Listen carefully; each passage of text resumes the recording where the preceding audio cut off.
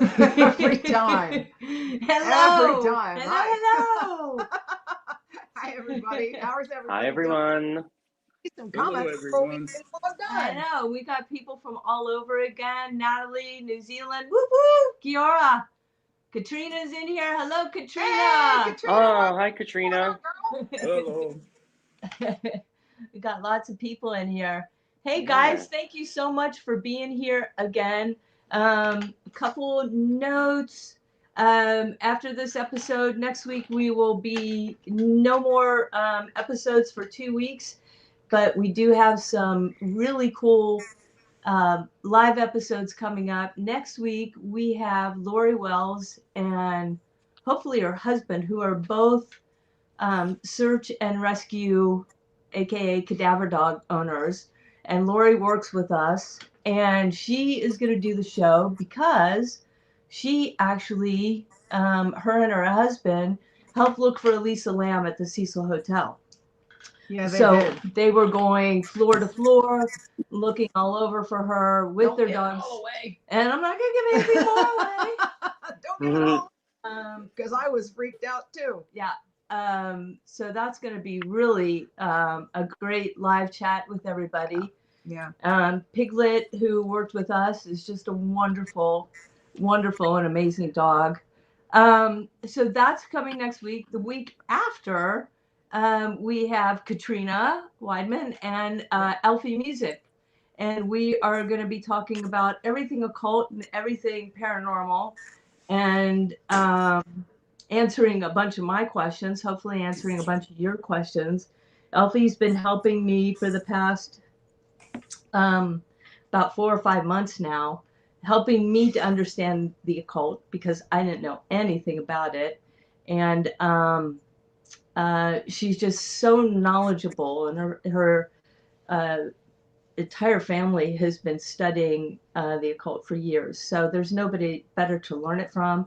And of course, with Katrina, there is nobody better to talk about the paranormal. And I actually have some questions for her too about some stuff that happened in our investigation.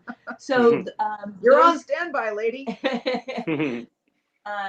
Those should be some really awesome live chats that will be here every Friday night, even though an episode will not be airing. So this week, Cecil Hotel Part 2. Just wanted to say hi to some folks here. Pretty I'm scary. leaning over Lisa. Kate. Mary. Hey, girl. What's Yvette's going here. on? Yvette. Mary's here. Hello, hello. Gilberto, you're here. What's going on, guys? Valerie. Oh, that's awesome. Mama Peretta is in the house. Hi, Mom. All you guys, thank you all so much for tuning in. We I can't am thank you just enough. This amazed at the people from all over the globe that are here with us. It's just incredible. It's awesome. It's really awesome. Thank you, Sam. Thanks. Years worth of episodes. Us too. Yeah. We'll see how it goes. Did you guys have any questions about the last episode? Anything that you guys wanted to talk about? Yeah, we'll take questions about that. But in the meantime, we can talk. Yeah, episode 2, this is the guys. David, John, Kentucky, Joe, South Brandon. Australia, doctors in the house. Rock on. Yeah, these guys, this is their week. This is their stuff. So I'm going to sit in the background for this live unless you have a specific question for me, because this is their domain and I don't cross lanes. Ontario, Canada is in the house. England in the house. Oshawa, Canada in the house. Holy crap. This is like, that's awesome. Corvus Corone. How do you say your name? Georgia. Lupus. Hi. Beth from Houston. Thank you guys so much for tuning in. So last week was a little bit of history about the Cecil, and a little bit of paranormal and a little bit of forensics. What did you guys think about Karen's assessment about Elisa Lamb? And how many of you think that, I don't think it's really a split with anybody. The only thing I think we are all in agreement as a team was that she was not murdered. Mm-hmm. And I think some of us feel like Karen was 100% right. Nothing paranormal, although what happened to her on the stairs in her computer, I think tends to prove a little bit that something paranormal is definitely going on in that house, House in that hotel. it pissed me off, I'll tell you that. And but I'm at like, I think that her really tragic death was 20% paranormal and 80% drugs. Joe, what do you think? Because you plotted. I would, yeah, I would pretty much agree. I think you could really say that most of it was her, mental state and not taking the medication and all that. But the reason why I can't, and I would never say that she wasn't affected by the paranormal, is because most people who are affected by the paranormal in really big ways typically will be people who are already kind of mentally or emotionally vulnerable. So if I were to move into, and you could arguably say that I'm out of my mind too, but let's just say for argument's sake, I'm not. Let's say I move to a haunted house and then, I'm pretty much fine. I experience a couple of things, but someone who has really bad depression or really bad, addiction issues moves into the same house with the same darker energy, they will 100% be affected, much, much more than I would. So I really don't believe that a demon or a spirit made her do what she did. I don't. She said that's not the case, but I would bet all the money in my bank account that that negative energy that is in that hotel affected her, and I don't think it's a coincidence that this was unfortunately the place where her life ended. I think that it kind of pushed her in a direction that maybe she wouldn't have gone in another place. I will be honest, but I would never say that her passing was paranormal. I don't think that that's the cause. Well, so David and John, let me ask you guys something until we get some more questions. What do you, when we're really tired, I think it puts us in a much more vulnerable position when paranormal investigating. So if you take that and then add in a mental health issue or a lack of drugs, how do you guys think that would affect somebody in that position? I think that there's been a lot of situations where spirits will target people with mental illness for multiple reasons. I think they're more vulnerable because of their mental state. I also think that their brains are wired differently and they're more susceptible to witnessing and connecting with paranormal entities and energies because of their mental state. Some people with schizophrenia and psychosis, especially psychosis, are already experiencing some mild forms of hallucination. So for them, their brains are already kind of primed to experience paranormal activity. It would not shock them if they saw a ghost, basically, versus a normal person. They're like, oh, it's just another thing I'm seeing. And another thing is, I think that a lot of spirits feel comfortable connecting with people with these kind of psychological issues because if they're an intelligent entity, they know that people already around that person think they're kind of kooky. And if they're talking about seeing ghosts and stuff, it's just going to kind of be another, if they're going to tell people about it, they're going to just assume it's another part of their mental illness. And that's been the case in history for a lot of things. But as far as the case, I'm not entirely sure, but, we'll just, with me and John, we just listen to what the spirits tell us. That's our job. So in this case, I definitely think the spirits were affecting her. I could confidently say that place is super haunted, without a doubt. And I kind of agree with what Joe said. What do you think, John? I think from what I felt, from what I can remember, I think it was like a dark force, dark energy that took over her, even though she was or could have been on drugs and stuff like that. But I think it was something dark, like a dark force or something. But. Well, here's what I can tell you guys without a spoiler alert. Elisa Lam does come through in part 2 to tell us herself what happened. So I think it's going to be really interesting because it is a crystal clear response from her when the guys were up in her room doing a GeoBox session. And Yvette, by the way, your GeoBox appears in this episode in Richard Ramirez's room, just so you know. So now you'll see that it's primed and ready to go for you to use whenever. So yeah, I think that you guys are going to be a little surprised to find out what Elisa herself has to say. Self-unlivings. Yeah, Beth, I think you're right. I mean, when you look at the history of the Cecil and you see how many people started unliving themselves and how quickly that escalated, almost from the time it was built. And, you know, there's a theory about that, and we'll be coming out with this information later. But just so you guys know, here's one of the most interesting things that I read about the Cecil. Back in the 1903, a woman named Madame, I can't remember her last name. Genevieve? No, no, not Madame Genevieve. But there was a tarot card / psychic medium who rented out the space before it became the Cecil Hotel.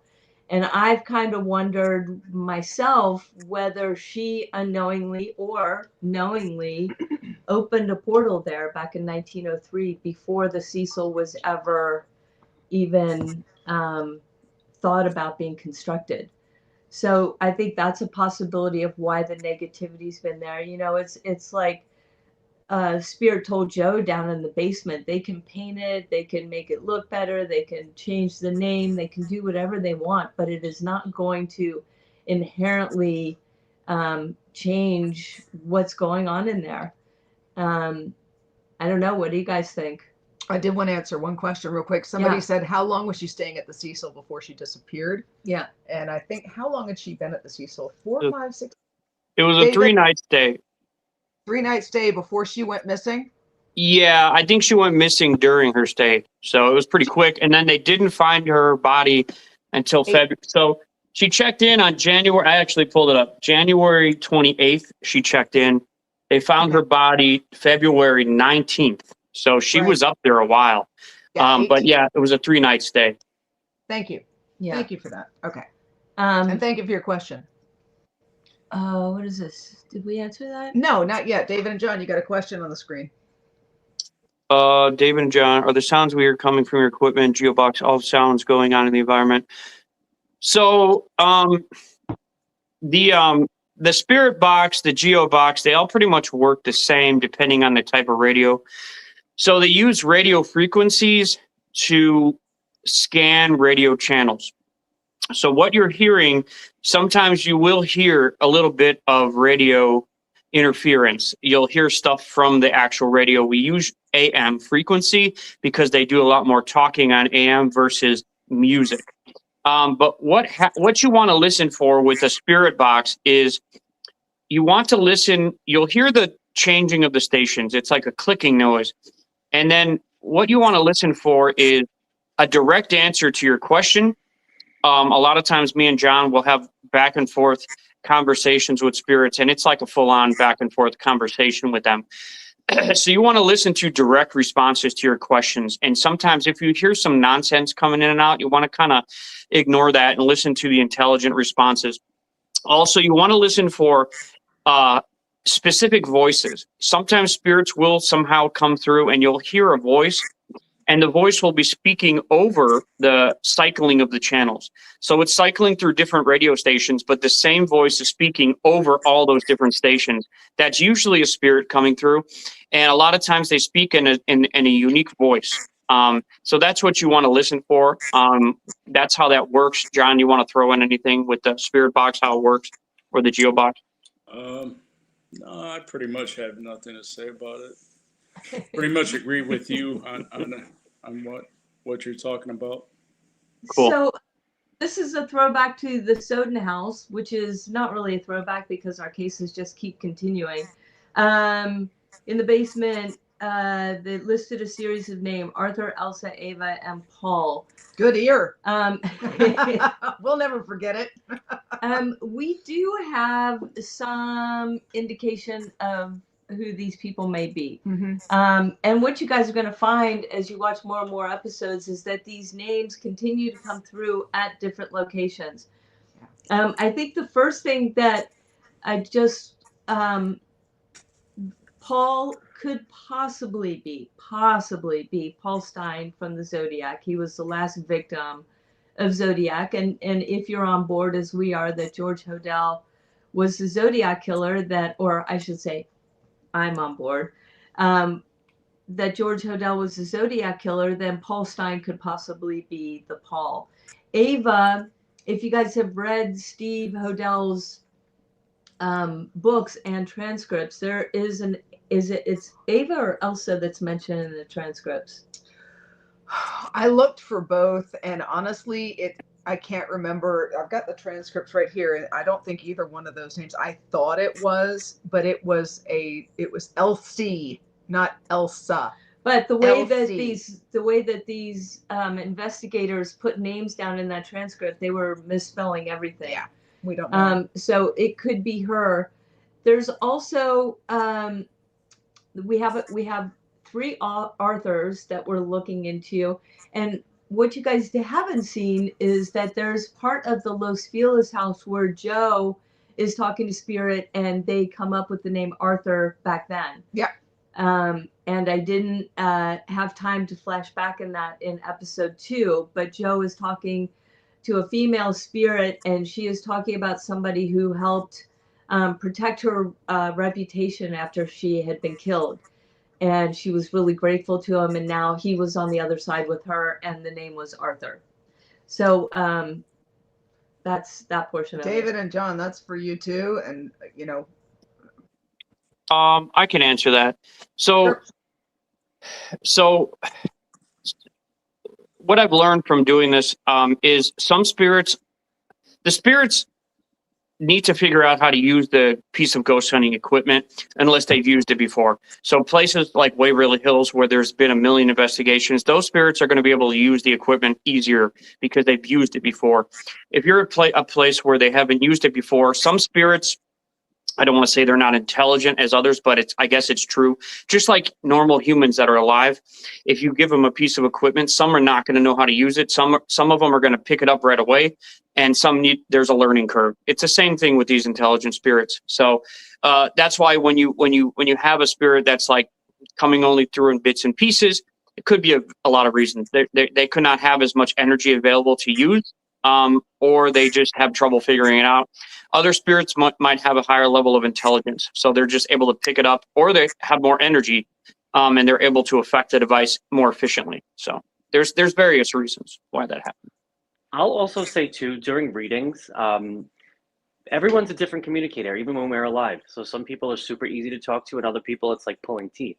So it also just kind of depends on who you got. Some of them might not want to use all that energy, or they might not be good at communicating, so you'll get one word, and other people it's like you're having a whole conversation. Which Exactly. is why I have 3 mediums, because I think you're exactly right, Joe. Spirit are a lot like human beings. They're going to connect with one person, not connect with another person, like this person, not like that person. Right. I think that, the thing that I love most about our entire team, but especially David and John, is that they treat spirit with respect. Mm-hmm. And you never hear them, screaming, show yourself or answer me, or all those things that you hear sometimes, which if I were a spirit, I know what I'd be saying. Bye. So I think that is one reason why we get such clear and concise communication on our spirit boxes, is because the amount of respect. And we're not there just for parlor tricks, and we're not there to prove whether they exist or not. We're hoping that everybody's taking the leap of faith with us that they do exist. We're just trying to get their story. And I think when they know that you're making an active attempt, especially when they've spent the day with the mediums trying to tell their story, then on the ghost box, it just comes more naturally. That's just my 2 cents. Mm-hmm. Definitely. I just had a question about the geography and anthropology of the area in Los Angeles, and that this Curious says that it was always avoided by natives. Well, parts of it may have been. I have done some research into the Tongva and Gabrielino Native Americans who have inhabited Los Angeles and still do, and we have a high respect for them. And I actually have reached out to the representative for the Tongva Gabrielino Native Americans here in Los Angeles, asking very respectfully for an interview, should they wish to do so, to discuss the history of their people on this land, the land itself, and how to respect burial grounds, how to respect the land, how to people like us who are outsiders, who are not natives, how their history should be remembered and revered. So I'm waiting to hear back. I sent that email yesterday. Yeah, I sent that email yesterday, so we're going to wait and see if they would like the platform. This is obviously their decision, and we hope that they will take us up on it, because we're here to listen and learn. We're not here to posit anything or tell them anything. We want to learn. But what I will say about Los Angeles and California as a whole, and what we'll be getting into in future episodes, is that California, especially Southern California, where Los Angeles is, has always been a land grab. And those land grabs cause violence. And it started, so sadly with the Native Americans and then the Spanish settlers. And it has always just been a violent, bloody state because of these land grabs. And that certainly didn't start when you get up into, the 20s and 30s, when these people were developing, Beverly Hills, or Wolfskill Ranch was turned into Brentwood and Holmby Hills. So this has been going on a lot, and it makes you wonder about, what we got so far at the Cecil, especially from Joe, when you look at all the nefarious things that were going on in that basement and the deals that were being made. And I'm not sure it was all mafia. And even he said it was the guy who originally built it. So what did he do as he was building all these hotels and other places all over the place? And the other thing that I want to make really clear about the Native Americans and Los Angeles in particular is that we were so disrespectful to their burial grounds, to everything. I mean, we literally, I say we, I don't mean me, as a city, as a state, built right over these burial grounds. And the only reason we know today is because as they dig up some of these buildings or the freeways, they're finding these burial grounds. And the more egregious thing that's happening right now is they're taking those bones, throwing them in buckets, and putting them in a warehouse in downtown Los Angeles. And, you want to give a good reason for Spirit to be really upset with the entire city of Los Angeles. I think that that's a really good reason of why Los Angeles can feel so dark to so many people, especially the Los Feliz, Griffith Park areas. Yeah, we really want to. I extended the invitation. Hopefully they take us up on it so that we can learn a lot more about their history, because I personally would like to understand it. So. Yeah, and by the way, just so you guys know, we actually do investigate Griffith Park. I think it's going to be a 3-part series of episodes, because we found so much stuff in there, and there's just so much bad stuff in there. Personally, I'd never take my kids to Griffith Park. I can tell you that. But I think that that's so much of it, because that is where the Feliz family, that's where the whole thing started. And you have to wonder as well about the curse of Petronella Feliz. So, there's lots of stuff to dig up in this city, and it's really sad. Okay. Any questions? Listen, never mind, Joe. There you go. Okay. How does Spirit know ahead of time to contact you, or is this something You get rid of.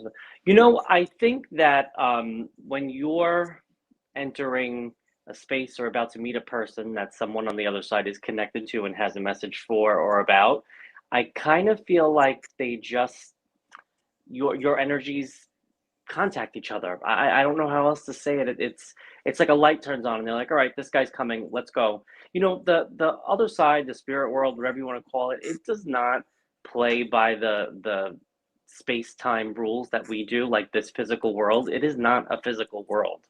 It's energy, it's outside of space-time. So what I mean by that is like they don't there is no finding someone because there's no distance and there's no time that's passing. Everything's just kind of all happening at the same time from their perspective, which I know sounds kind of crazy and hard to wrap your mind around. And truthfully, I can't fully conceptualize that because I haven't been dead for a minute, so I don't really remember.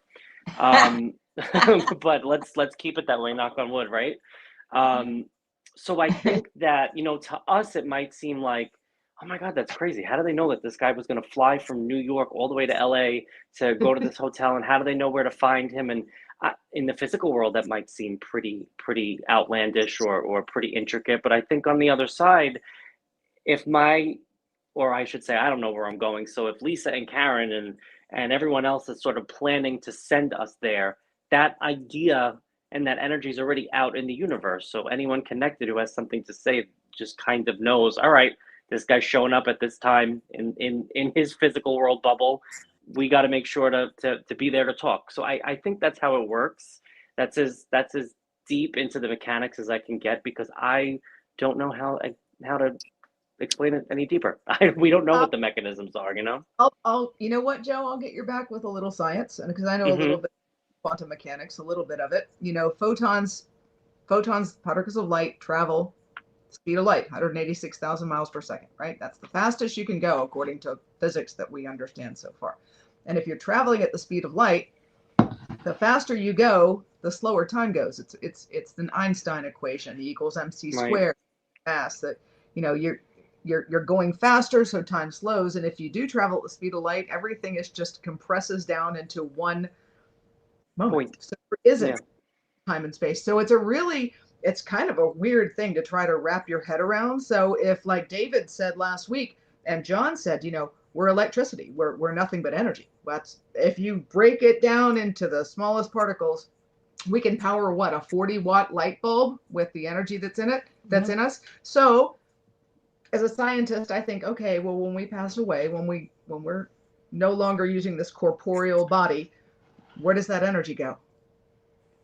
It dissipates, right? Right. Is it possible that energy contains itself and can still somehow maneuver itself through space and time? See, this is where my brain just kind of goes off the rails, but I understand what you're saying. Spooky action at a distance, Spooky action at a distance. That's right. And Karen, just to add on to that, and people were talking about geological contributions to hauntings.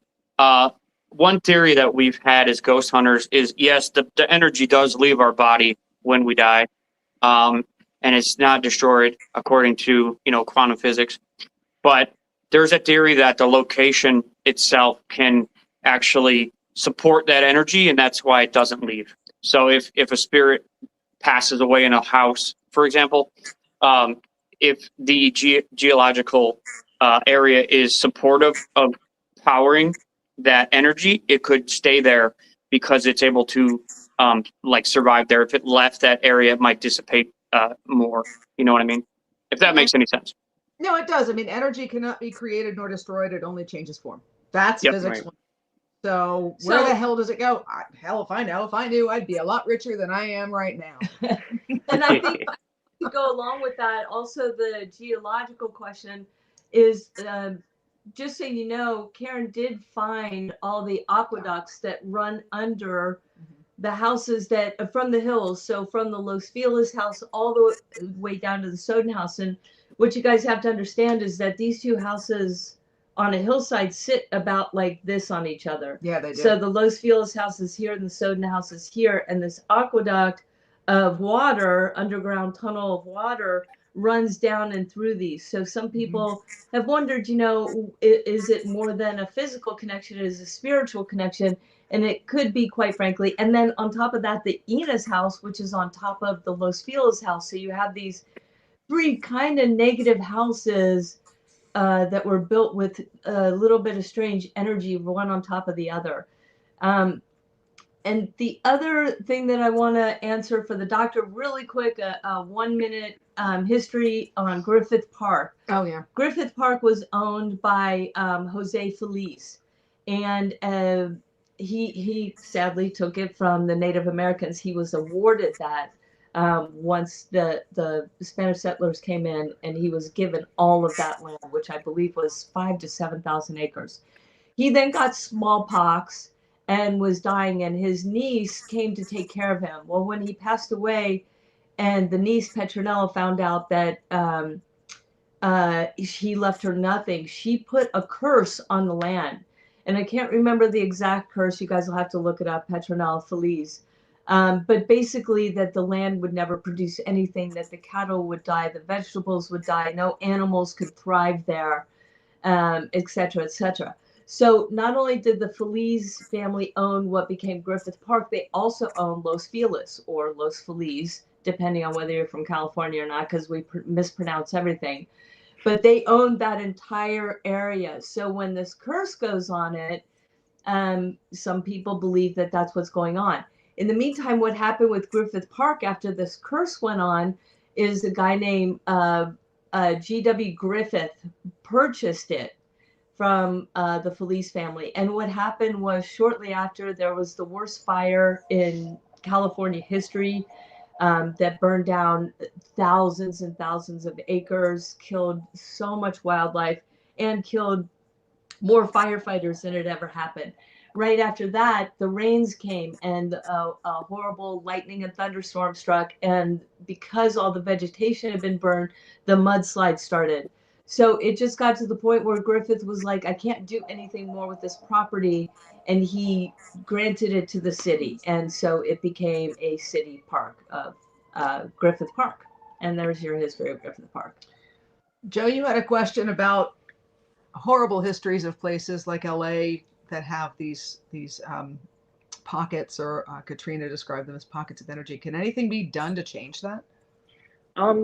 So I think so. I would never say that you can't do anything about it, but it really depends place to place what's going on. If it's just one home where bad stuff happened, and maybe there was something intentional stuff, maybe there wasn't. I do think there are things that you could do. It would be much easier in those, like, let's just say the Sowden house. We wanted to try to fix things there, although that might be a bad example because that was very intentional negative energy placed there. But if we're talking about, like whole neighborhoods or whole canyons or sections, I'm sure there is something that can be done, but I would probably say that we would need to, if we were going to do it as a team, or if anyone was going to do it, I feel like you would have to go back to the indigenous people of the land. Like, that's their land. I'm sure they know what to do with it more so than I would. I'm a medium. I could probably get some information or some pointers from, my team, but I think that would have to be something that, like, the stewards of the land would need to do something about, Yeah, and I would hesitate to even ask, because it would Right, be right. trying to nail Jello to a wall. When you have people disrespecting and people doing what they're doing and they continue to do so, why bother, right? Karen, I was just gonna say, I think a big component of any kind of haunting is healing. Yep, exactly. Right. The answer to a haunting is probably healing. So Right. until things are at least acknowledged, let alone righting the wrongs, I don't know if you really Well, can do anything about that. for our team and our viewers and everybody who does care, we would really like to get some clarification and get some information and learn a little bit more. That's just me. That's where I stand. Yeah, on it. same. I mean, for the most part, I personally am more about the victims. We went up to Griffith Park and had a run-in with some pretty negative stuff a couple times. And Karen and I went back up there last weekend to do some forensics because we needed to.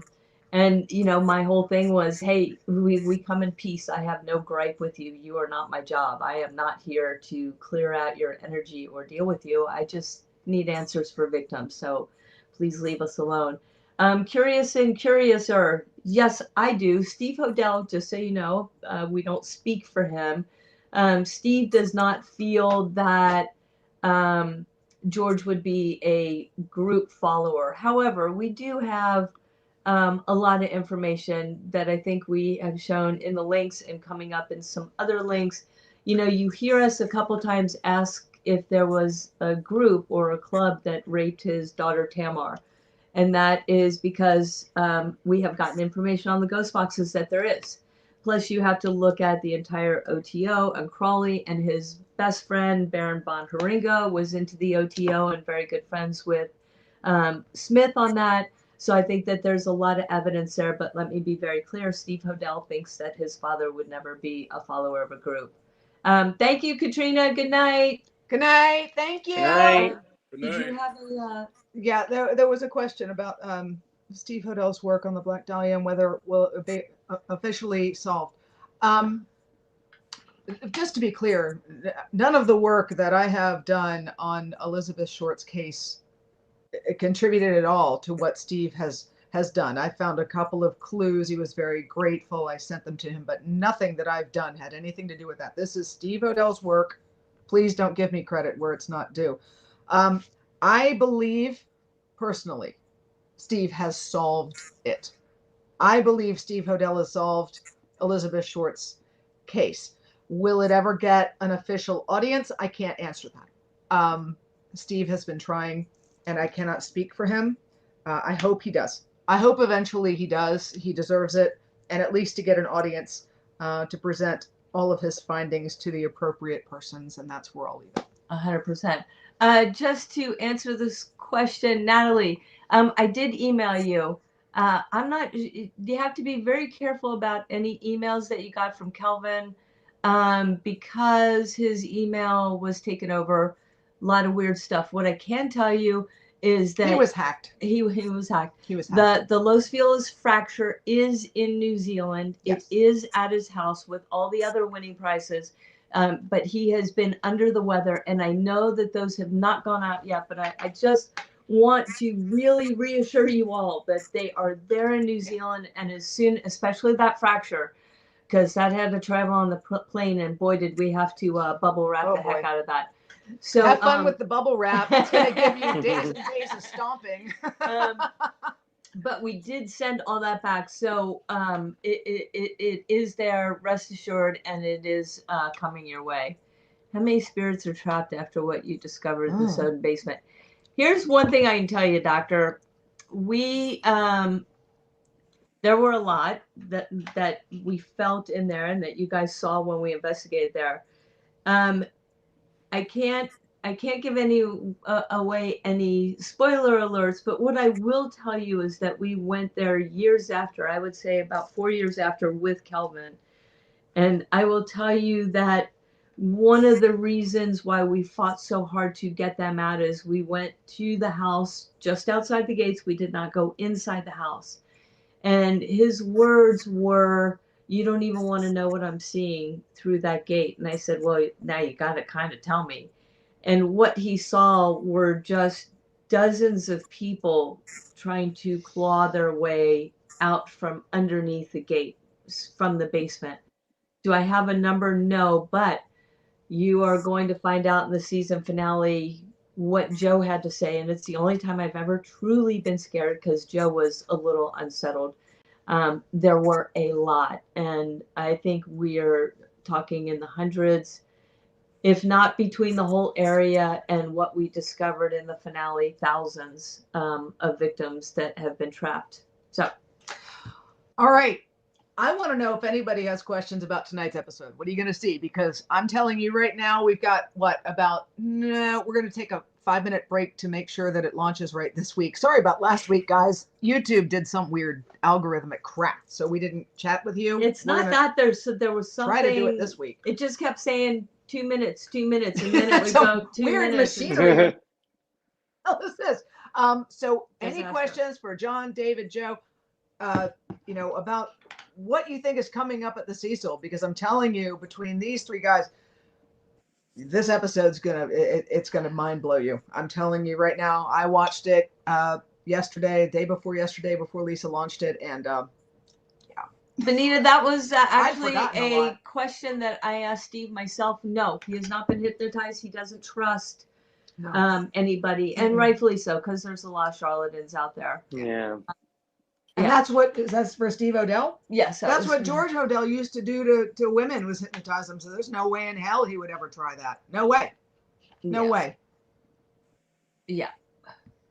Do you have any other projects in the works as a group once this is concluded? Well, this has turned into an ongoing investigation. And so, assuming that we can find the funding to continue investigating, this just keeps getting longer and longer. I think I've said we have a web of connections that takes us all the way to present day. And, you've all heard of 6 degrees of separation. We're at 1 degree of separation from the 1920s to present day right now. So Yep. We hope that we can continue investigating. So we'll see. Yeah. So why don't you guys, David, John, Joe? Here's one for you. Oh, I was going to say, talk about Does what's Richard coming up. Ramirez show up and reach out and touch anyone? Well, he does show up, guys. He does show up big time. Well, he did last episode, so you'll see the rest of it. I do want to say, though, this is episode 5 is the first episode of this season, and I have no idea what's about to happen because I don't really remember anything, which is weird. This is like the one night of investigating that I truly don't remember a damn thing. Well, I have one, Karen. I remember sitting with you and holding your hand. That's all I remember. Did you have feeling in it? Because I was gripping your hand so tight. Oh my God! Still numb.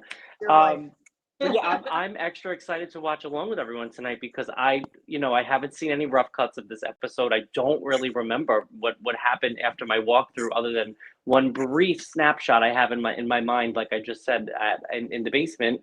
So I'm excited. I'm sort of, from here on out in the rest of the episodes, I haven't seen really any of it, so I'm experiencing it with all of you, which is exciting.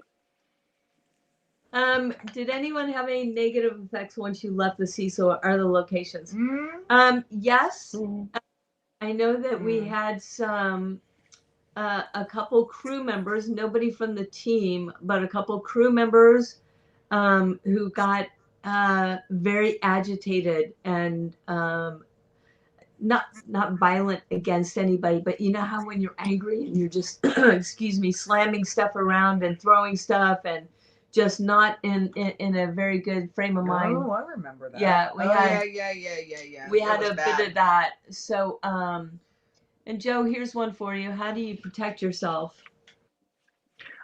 So the typical I'm pretty no frills. I'll be honest. I'm kind of boring. So I'll usually have a little stone or bracelet or something, like a black obsidian or a tourmaline. I always do. I always ask my guides for protection. I'll excuse me. I'll do the very classic sort of bubble of white light around me. I think all of those things really help and they're good for protection, but it's also a boundary thing, like with your own energy. And I'm very good with boundaries with living people and with dead people. So I don't typically have a lot of problems when it comes to that. But I think that it really does help to shield yourself with the white light and to carry a stone, or Kelvin's green stone that he wears and that he gave Demon Bait. All those things are really good. So I think we all kind of have our own little rituals and prayers and things like that we say before we go into these places. Yeah, no doubt. Well, I do now. I didn't, like a dumbass. Well, you learned the hard way, honey. We'll see that in another episode. I did. That's coming another coming up episode. That's episode 6 or 7. Beth, thank you so much for asking that question. We do have a website, voicesfromthegrave.com. It's $9.99 a month. Not $99, $9.99 a month. Or it's really good. You have no idea. No, I'm kidding. So yeah, $99 a month. We put out a lot of Never Be exclusive footage.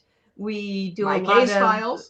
all of Karen's case files as Yeah. each episode airs. We do another dump of all the case files, the police reports, the autopsy reports, Newspapers. the my God. newspaper Tons- articles, all tons of stuff. Karen's research. It's all up on the website as we finish each location. We have our speakeasy where we all go in and chat. So there's a lot to do there, and that is really at the moment the best way to support us. Plus, also come and have some fun with us because we're on there as much as we can be, and we're all posting on there quite a bit. And actually, for any of our website people that are watching, we will be there Thank you. after the episode tonight to chat with you guys privately. Yeah. And we also have a live thing coming up where we're going to do on our weeks down, we're going to do a happy hour chat with you guys too. And we're going to go live and just like this, except we'll all have cocktails, and we hope that you do. We hope that you do too. So thank you for that. And we would love to have as many of you come over and join us because we're also looking for armchair detectives. We want help. We Yeah. want people to look at these files Please. and help us because, you know, it's like that old 1950s series, somebody somewhere knows something. And I remember when we were looking into these and talking to Kelvin, and he said, you're not going to have to go find it. They're going to find you. So that's what we're hoping for with the website and everything else. David. Am I allowed to say what happened after the Sowden? Yeah, we already talked about it with you being cut. But this is actually, okay, so doctor, I think I understand. The answer is yes. And you're going to hear some of that tonight on the Ghost Boxes. As George talked about, I think it was in the last episode, about how if there is a portal and these entities are traveling from place to place, we should start to hear the same voices. And we are starting to hear the same voices. And that's different apps, different types of Ghost Boxes. Recorders. EVP recorders where we're getting the exact same voice that is saying the exact same thing in different locations. So I find that the most interesting, and I haven't quite figured out why that's happening. But yeah, we are starting to see them the same. You know what I'd love to do is get one of those voice recognition things and see if we can. That would be awesome. Yeah, figure it out. Okay, John. John, there you go, buddy. What's up? John seems like a very steady, calm energy. Has ever been rattled by anything he's seen? Yes, I have. Oh yeah. There's a few times. One of the times I think I was at Bobby Mackey's Music World, and the upstairs where I forgot his name. What is that? Carl that was possessed. Yeah. But in that room, I was that his name was Carl. I was touched on the elbow, like the arm, and I was like, whoa. I was like, but any other times I can't recall. David, you know any? You were creeped out in Satan's Hollow, for sure. We both were. Oh yeah. What's Satan's Hollow? It's just this underground tunnel in Ohio we went to a long time ago. But yeah, that's a story for another time. That was pretty intense. Yeah. When John gets spooked, then I get spooked because I'm like, oh no. Then you know you're in trouble. John's scared. He's like my bodyguard. It's like Central State Hospital in Indiana. Which one? I was talking over you. Say it one more time. Central State Hospital. Remember that? We heard the growl. Something growled at me, and I came running down this hallway. I was by myself, alone in this abandoned insane asylum, and it was like hard to get out because it was for mental patients, and they had these heavy doors. And something growled in my face, and I came running down to get John. And then we went back, and I'm standing like way down the hallway, and all I see is David come running towards me, and I got so scared. I thought there was like a dog or something chasing after him. I go, what's going on? Yeah, that was crazy. Growled at me. Yeah, we captured it on camera too. It was really cool. Yeah. Oh crap! That's pretty awesome. I think that was the number one thing that scared me the most. I see your butt hauling out of a scene, I'm first going to code brown and then I'll be right behind you. Somebody asked about the John's T-shirt. Where if they can get one? Are we selling those, Lisa? Guys, we are going to be selling merch on the website, not the one you have to pay for, but the one outside of it. We're getting that set up right now. We do have T-shirts, and eventually we'll have some little swag sweatshirts like I'm wearing. I don't know if you can even see. It's the same. It's kind of the same as a yeah, t-shirt. it's the same, and it's got the it's got a episodes listing on of the back. all of our episodes on the back. It's pretty cool. It's like a concert T-shirt. Pretty neat. Yeah. Code brown. You like that? I know. Oh, thank you, Beth. That's Thank you, awesome. thank you. Thank you Thank very you. much.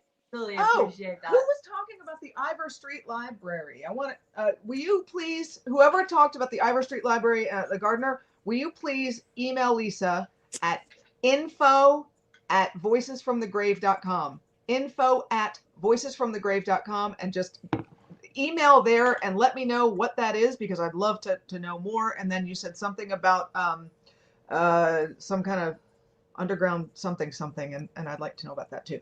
Yeah. So thank you. That'll be very cool. Yeah, that was the first time I was like, wait, have we gone there? That's why I was No. pointing at it. Mm-hmm. And again, that's all information. We love to hear love that it. from you guys.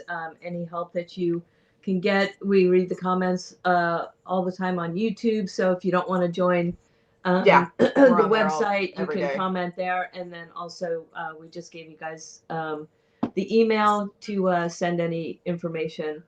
One more question. Yeah. What Let's percentage see. of I was just information- going to put that one up there. There you go. All right, guys. Oh, that's really interesting. Mhm.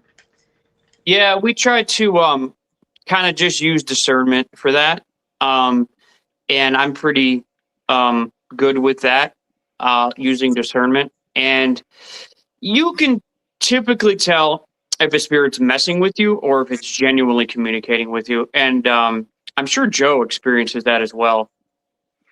You know what? Actually, I will say it does work a little bit differently with mediums than with the spirit box. I think, in the sense that energy doesn't lie. You can't hide things on the other side, because when you are connecting with energy, that's somebody's essence. That's truly who they are. So you can't pose as good if you're not, or evil if you're not, or you know what I mean.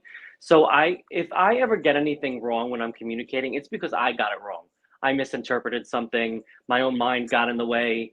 It's never because they lied to me. That's not how it works. And for mediums, but I do think, because with the ghost boxes, there's sort of it's like an extra step. You know what I mean? Like the ghost box doesn't have a mind of its own like I do, right? So they can sort of really cleanly put stuff on there. So I would imagine that it's easier to like lie on there. But truthfully, I mean, in our investigations, especially when we've done them all together, I don't really remember spirit like lying about anything. I've seen them get irritable and not want to answer a question, but I don't, I've never seen them flat out make something up, right? I mean, have we?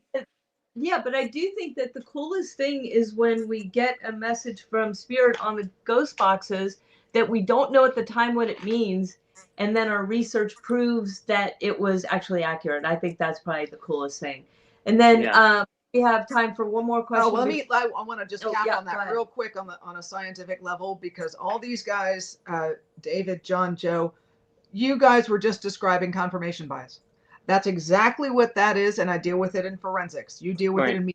You guys deal with it in the paranormal. It's confirmation bias. But when you have a clear, crisp message, when Joe gets a message and it's indisputable, when he has no freaking idea where he's going, and he nails it with a name or with somebody getting strangled to death because he can't breathe. David and John, when they get a clear, concise answer, a direct answer off of that ghost box, there is no disputing what that thing said. Yeah. There is no confirmation bias. You friggin' heard it. Right. You got and also, in forensics, if I find a soda can and it has a fingerprint on it that belongs to somebody that shouldn't have been there, there's no confirmation bias. It's right there. It's kind of the same thing. I just wanted to throw that out there. Right. I agree. And also an added element, which you've probably seen already, that happens, and it will happen in another episode later on, when the mediums get one thing and the ghost box is giving the same exact piece of information separately at maybe the same time or different times in different places in the same location, different rooms. When stuff like that happens, you really can't argue with it, because a lot of the times it's something that we've never thought about or even heard, and neither have John and David. And then all of a sudden we're all coming up with the same thing. So, how do you argue with two different groups of people getting the same outlandish, crazy piece of information? I don't know. When you do a scientific experiment, it's supposed to be repeatable and testable, right? Well, if you're Right. getting the information in two separate areas and two separate times, and it's the exact same Right. stuff, I mean, what are you going to do with that? experiment, and I want to repeat it and test it, and I get the same result. Well, hello, it's the same. Right. Yeah. Hey, Exactly. Lisa Murphy, I see that you have that for Joe. I'm going to ask you to tune in for the Elfie Music Katrina Yeah. Weidman episode, because she's going to have a much more educated answer for that. Not that Joe doesn't know what the You're heck calling me stupid? No, okay. he does, but the demonic or negative energies aren't really his forte. So please come back and watch that live episode in a couple weeks. And All I right, think guys. that is going to wrap it up for the night. We have to take a potty break, and fingers crossed that the live launches Yeah. this week. I have no idea what happened Please last week. just patience. If it screws up, we'll fix it, and we'll Um, be on. If it screws up again, guys, we'll be in the comment section like last week, and we'll just work it that way. Hopefully, the live chat's there, Fingers and crossed. we'll work it that way. Thank you guys so much for all your support. I cannot tell you how grateful we are that you guys are here with us each week for the lives. We're getting to know all you guys, and I hope you're getting to know us a little bit better. And we are just so grateful for the support around the globe, Yeah. which is just mind-blowing And to I me. gotta say, John, David, Joe, unbelievable job this episode. I can't wait Yeah, the for you upcoming guys to see episode. the results. You're gonna, Yeah, you I'm guys did excited. a phenomenal job. Turn the Kudos. lights off, everybody, and turn the volume up. Yeah, immersive experience. Yes. Thank you guys so much. Thank you. We We'll will see be you in Thank here. you all. Yeah, 3 minutes, but we'll be here next week on live at 5 o'clock. Thank Yep. you guys. Bye. Appreciate Strong. you. Bye. Bye-bye. Strong. Strong.